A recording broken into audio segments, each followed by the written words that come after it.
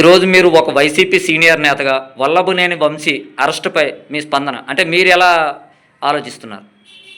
వంశీ వీళ్ళందరూ కూడా వైఎస్ఆర్సీపీ ప్రభుత్వం ఉన్నప్పుడు మెయిన్ లీడర్గా పనిచేసి జగన్మోహన్ రెడ్డికి అండదండలుగా ఉంటూ రాష్ట్ర ప్రజలకి రాష్ట్ర కార్యకర్తలకు కూడా అండదండలు ఉంటూ పరిపాలన పద్ధతికి జగన్మోహన్ రెడ్డికి వెన్నుముకగా ఉంటూ సలహాలు సూచనలు ఇస్తూ బ్రహ్మాండమైనటువంటి పరిపాలన తీసుకొచ్చినటువంటి సందర్భం మేము చూసాము, మేము చేసాం కూడా. యావత్తు రాష్ట్ర ప్రజలు కూడా అభినందించారు, ఆనందించారు, సంతోషించారు. మరి ఇప్పుడు ఎటువంటి ఏ కారణం మీదకి ఇప్పుడు వైసీపీ పోవడం కాకపోతే మరి కాంగ్రెస్ వైఎస్ ఇప్పుడు తెలుగుదేశము తర్వాత జనసేన బీజేపీ కలిపి ఇప్పుడు ప్రభుత్వం వచ్చింది. మరి ఆ ప్రభుత్వం రావడము మరి వైసీపీ ప్రభుత్వం ఇప్పుడు నాయకులకు అందరికీ కూడా కక్షపూరితంగా రకరకాలైన అరెస్ట్మెంట్ పెడుతూ మరి ఆధారాలు ఉందో లేదో నాకు తెలియదు, కానీ మరి రకరకాలుగా వారికి తీసుకెళ్లి అరెస్ట్మెంట్ పెట్టు మరి పోలీసులు అరెస్ట్ చేయటము, కోర్టులో సబ్మిట్ చేయటం ఇదన్నీ కూడా జరుగుతుంది. ఎస్, తప్పు చేస్తే ఎవడైనా చట్టానికి లోబడి పనిచేయాల్సి, చట్టానికి లోబడి మన బ్రతకాలి తప్ప చట్టానికి ఎవరు చుట్టాలు కాదు. కానీ తప్పు చేసినట్టు వ్యక్తికి చట్టరీత్యాగా నేరస్తుడే వాడు. కానీ అది ఎంతవరకు నిజాలుగా ఉందన్నటువంటిది మాకు తెలియదు. కానీ యాక్చువల్గా అయినట్లయితే ఇప్పుడు కూటమి ప్రభుత్వం మట్టుకు వైసీపీ కార్యకర్తలు కానీ నాయకులు కూడా చాలా హెరాస్మెంట్ జరుగుతుంది. కాబట్టి దయచేసి వారికి మా సూచనలు ఒకటి, నిజాలుగా తెలుసుకొని మీరు ఆ పని చేయాలి తప్ప మరి ఎవరో చెప్పిందో లేకపోతే అక్రమాలుగా వాడి మీదకి అనవసరమైనటువంటి ఇబ్బందులు పెట్టే పరిస్థితులు అన్నటువంటిది తీసుకొస్తే మంచి పని కాదని ఒక సీనియర్ లీడర్గా నేను కూటమి ప్రభుత్వానికి రిక్వెస్ట్ చేస్తున్నాను. సార్ అంటే ఇంకోటి ఏంటంటే మరి మీ ప్రభుత్వం ఉన్నప్పుడు కూడా మరి అప్పట్లో అయ్యన్న పాత్రుడికి ఆలకులు కూడా ఇబ్బందులు పెట్టారనేది కూడా మరి అది కరెక్ట్ అంటారు మరి మీరు? అయ్యన్న పాత్రుడిది వీళ్ళందరూ కూడా మరి మేము మీరు చేసినంత బలవంతమైనటువంటి పరిస్థితులు మా ప్రభుత్వం చేయలేదండి. అది తప్పుడు ఆలోచన. అది ఎందుకంటే ఏదో పక్కన ఏదో జాగాని ఈదని ఆదన్నటువంటి పరిస్థితులు వారు ఏదో చెప్పడం జరిగింది. మా వాళ్ళు వెళ్ళి మా ప్రభుత్వం అప్పుడు విజిట్ చేయటం ఇదన్నీ చేసినప్పుడు వారు అడ్డుకోవడం ఇదన్నీ చేయటం వల్లనే ఈ రకరకాలైన హెరాస్మెంట్ జరిగింది తప్ప మేమంతా దీనిగా అయ్యన్న పాత్రుడి మీద మా ప్రభుత్వం కానీ మా నాయకులు కూడా ఎటువంటి హెరాస్మెంట్స్ కూడా చేయలేదు. అది నిజమా అబద్ధం అన్నటువంటి పరిస్థితిలో మా ప్రభుత్వం ఉన్నప్పుడు అధికారులు వెళ్ళినప్పుడు వాళ్ళు అడ్డుకోవడం జరిగింది. వీరి మీద దౌర్జన్యం చేయడం జరిగినటువంటి పరిస్థితుల్లో అది ఎంతవరకు వాస్తవమైనటువంటి పద్ధతి మీదకి వాళ్ళ మీదకి ఇచ్చేసారు తప్ప మా ప్రభుత్వం ఎవరికి ఎటువంటి అన్యాయం చేయలేదు.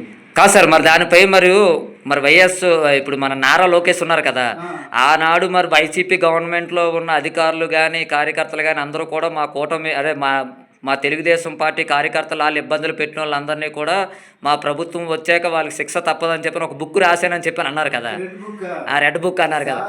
మానవతంగా ఆలోచించాలి సార్, మానవతంగా ఆలోచించాలి. ఇప్పుడు అటువంటి వ్యక్తులు అన్నట్లయితే ఆ రోజు ప్రజలు ఎందుకు బ్రహ్మరథం పట్టి వైసీపీకి బ్రహ్మాండమైనటువంటి మెజారిటీతో గెలిపించారు?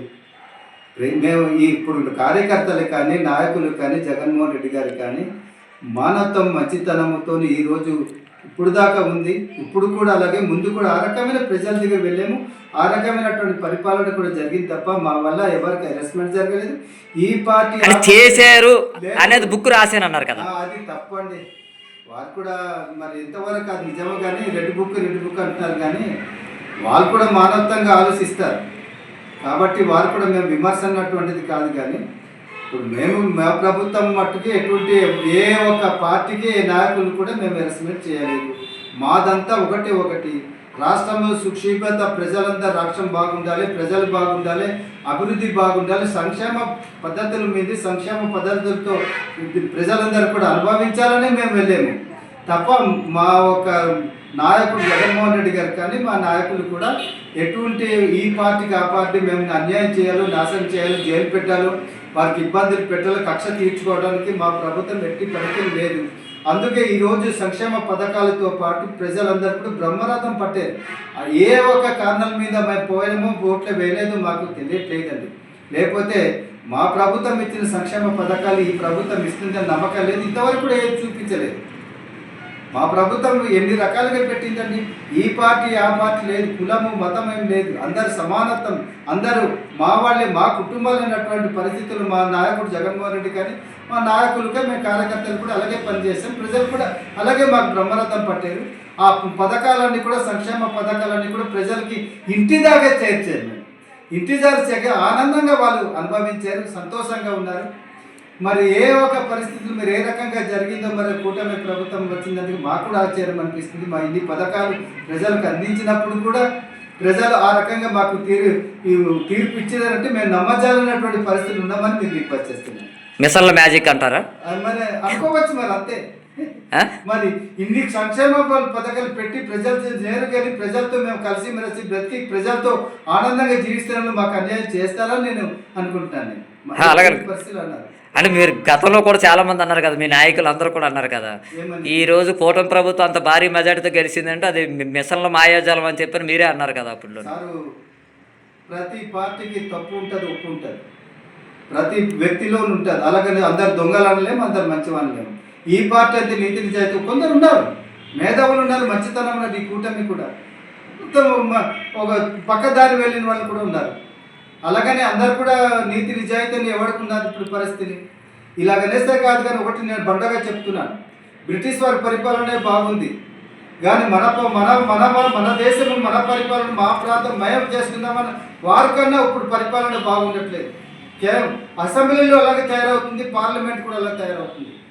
దేశం కోసం, ప్రజల కోసం, సంక్షేమం కోసం ఒక్కటి మాట్లాడలేదు.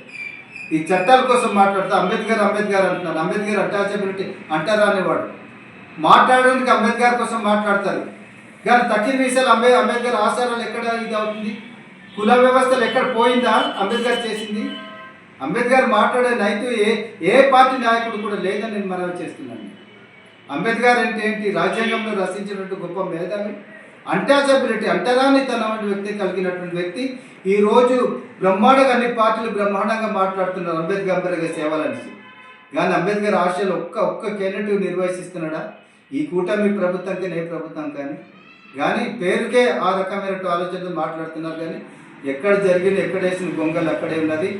పేదవాడి జీవితాలుగా ఉన్నది, ధనికుడి జీవితాలుగా బాగుంది అవుతుంది తప్ప అస్సలైనటువంటి అంబేద్కర్ ఒక ఆచారం అన్నటువంటి అసెంబ్లీలు కానీ పార్లమెంట్ కానీ అస్సలు జరగట్లేదని నేను రిక్వెస్ట్ చేస్తున్నాను.